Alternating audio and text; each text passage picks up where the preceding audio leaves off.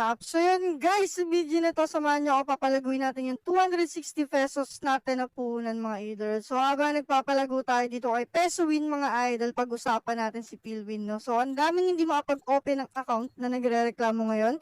So isa na ako doon guys, no? Syempre, may account pa rin ako kay Philwin at hindi ko siya mabuksan mga idol. So hindi ko alam kung bakit, no? Pero dito kay Peso Win, safe na safe tayo dito. So yun, comment sa baba kung may idea kayo kung bakit hindi mabuksan mga idolers, no? So yun, kaya tama talaga yung desisyon ko lumipat na talaga kay Peso Win guys eh. Alam ko legit talaga to kaysa kay Philwin. Pero yun, hindi naman sa pero nakinabang din naman ako kay Philwin, nanalo din ako doon, and of course, nakapag-invite din ako doon, kaya goods pa din, no?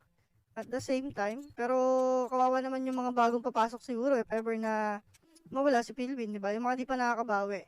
Pero yun guys, no, dito sa nilalaro ako kay Peso Win, iba to kay Philwin mga idolers, no? Para sa mga gusto mag-try, nasa comment section ng link, and hindi kayo mapapaya dito guys. Kasi nga may strategy tayong ginagawa para mas mabilis manalo sa mind games, no? Sana tapusin nyo yung video natin para makita nyo kung paano yung ginagawa ko guys, no? Para sa mga bago pa lang at hindi pa alam tong game na to, kailangan nyo lang ng GCash, verified para makapag-cash in at makapag-cash out kapag nanalo na kayo, no? And yun, panoorin nyo yung video natin mabuti guys, para di matunaw yung mga punan nyo, no? Huwag kayong magpapaniwala doon sa ibang vloggers, influencers na sasabihin, ganito lang kabilis, ganyan lang kabilis manalo dito, para lang makapag-invite sila, no? So, mali po yun, no? Kailangan turuan nyo ng diskarte yung mga players nyo, no? Share nyo kung paano kayo nananalo, hindi yung makapag-invite lang kayo ng mga players, papakita nyo na ganun kabilis, ganito kabilis kayo nakabili ng ganyan, hindi nyo man lang tinuruan kung paano talaga yung legit na strategy dito para manalo, no? Share nyo din mga idol, no? Shoutout sa mga, syempre, huwag nyo tayong mag-drop name, no? Basta yun, yung mga nakapanood yung influencers.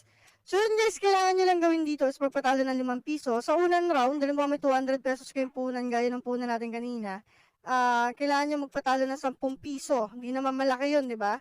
Kung 200 yung punan nyo, patalo kayo ng 10 piso, tapos taya kayo 50 sa susunod na round. Hindi naman nanalo yun.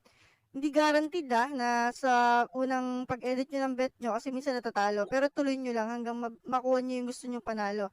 For example, to, natalo tayo ng unang round ng 100, then pinapanalo ko muna ng isa, tapos, nung nanalo na ulit ako ng isa, balik tayo sa pagpapatalo, guys. Huwag masyadong greedy, Tandaan niyo yan palagi. Makinig kayo sa akin, mga idol. Promise, hindi masama yung sinasabi ko, no? Kasi, danas ko na yan sa paglalaro nito, guys, no? Sinishare ko lang sa inyo yung strategy na nakuha ko. So, kung nakikita nyo, 600 plus na yung ating 200 pesos, no? So, kumita tayo ng 200 plus, ay 400 plus or 300 plus, nang ganun lang ka-easy, no? Ito yung tunay na easy, hindi yung papakita sa inyo na sobrang easy, no? So, walang ganun. Walang easy money, mga idol, no? Kailan po, kininam nag-lag na naman.